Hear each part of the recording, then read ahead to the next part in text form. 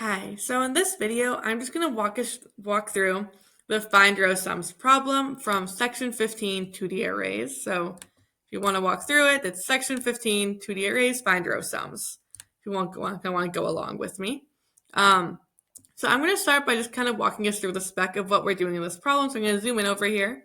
We're writing a method called find row sums.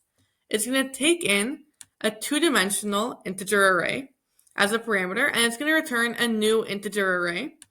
And the goal is to have our new integer array contain the sum of each row of the 2D array inserted. So here we have an example where we have our array, and you'll notice the 0th row here has elements 1, 2, and 3, and summing those up you get 6, which is going to be in the 0th index of our returned array.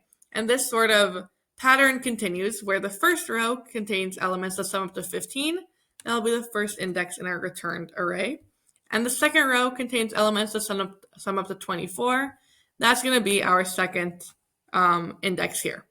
So that's our goal with this problem. I'm going to start us off just by writing our method header. So we're going to have that public static keywords. We're returning an integer array. Our method is called find row sums.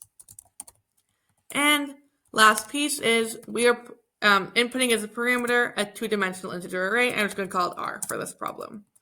Now, the first step I'm going to do here is create the array we're going to input our sums into, right? If we want to be able to return some array with our integer sums and even input them in, we need to have that array exist first. We have to create it with that finite size. So we know it's going to be an integer array. I'm just going to call it row sums.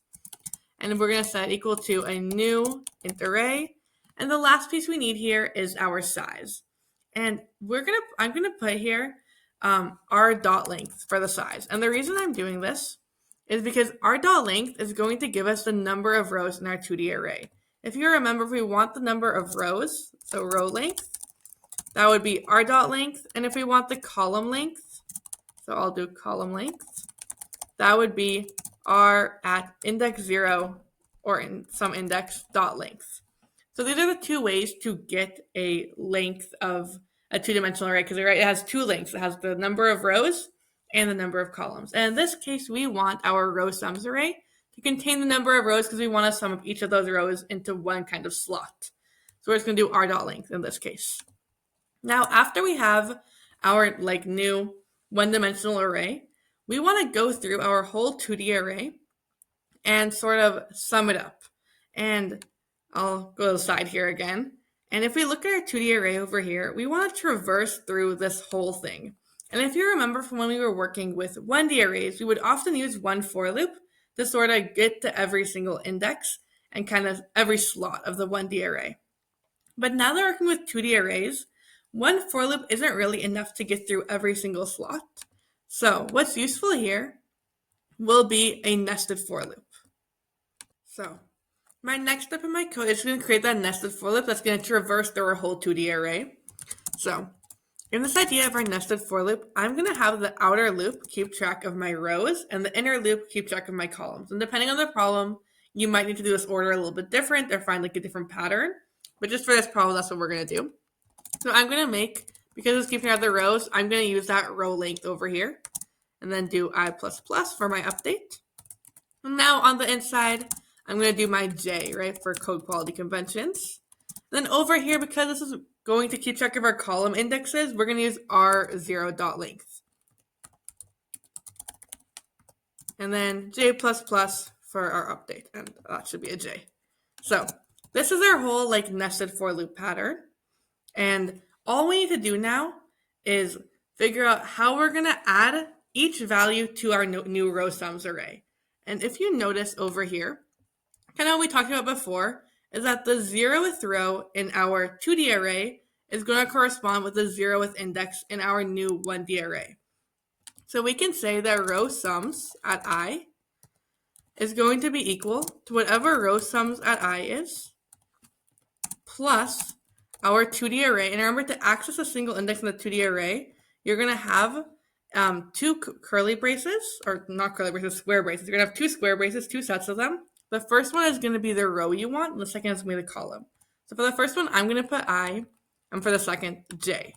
Now, I'm going to talk through a little bit what I did here, because I kind of wrote that all out. But let's talk through what this is actually doing. So we have row sums I, and we're setting it equal to whatever row sums I already equals, plus some value of our array. So let's walk through like one sort of row of this, and I'm going to kind of comment it out, and I'm going to kind of like hard code what we're doing.